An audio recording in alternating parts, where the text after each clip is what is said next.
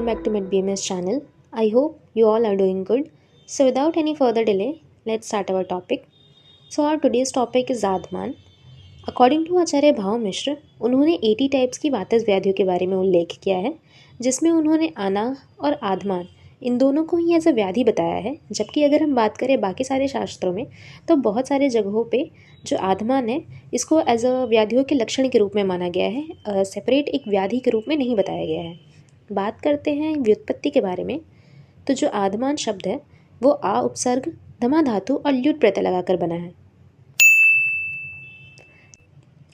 बात करते हैं आधमान के निरुक्ति के बारे में, तो अकॉर्डिंग टू अष्टांग संग्रह, वायुना कुपितेन नाभिरध, यानी कि जो वायु है उसके कुपित होने की वजह से नाभि का अधा पोर्शन यानी कि जो निचला वाला पार्ट है वहाँ पे अगर शूल उत्पन्न होता है यानी कि पेन होता है तो उसको आधमान कहा गया है।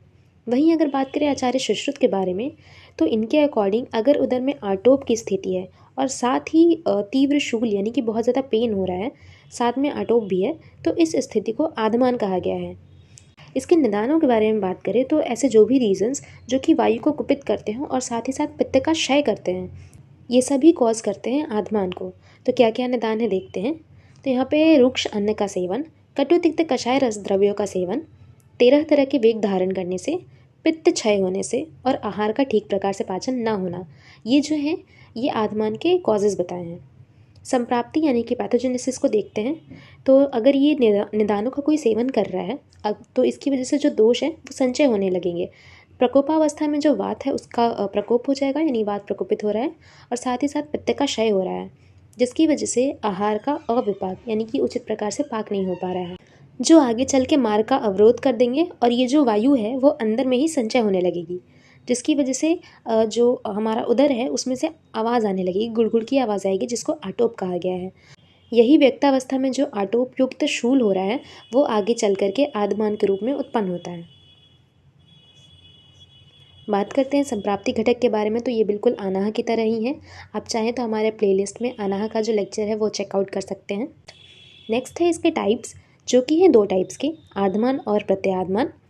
तो ये जो फर्स्ट लेटर है इनका बिल्कुल अपोजिट है, तो आप इससे याद कर सकते हैं। जो आधमान है वो अ से स्टार्ट हो रहा है और इसमें जो वायु का संचय है वो पक्वाशय में हो रहा है, और इसमें जो चिकित्सा हम करते हैं वो पुरीशज अनाह की तरह करते हैं।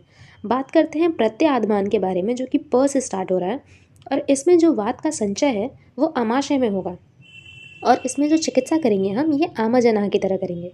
लक्षणों में बात करें तो इसमें आटोपयुक्त तीव्र उदरशूल के बारे में कहा गया है, और साथ ही साथ इसमें बेचैनी यानी कि रेस्टलेसनेस होता है। डिफरेंशियल डायग्नोसिस हम आटोप पढ़ने के बाद करेंगे। साध्य असाध्यता के बारे में बात करें तो जो आधमान है वो साध्य व्याधि है, लेकिन अगर चिकित्सा नहीं की जाए तो ये कष्ट साध्य हो जाता है। That's it for the lecture. If you like the lecture then please do like, comment and share my video. And अगर आप हमारे चैनल पर न्यू हैं then don't forget to subscribe our channel. Thank you.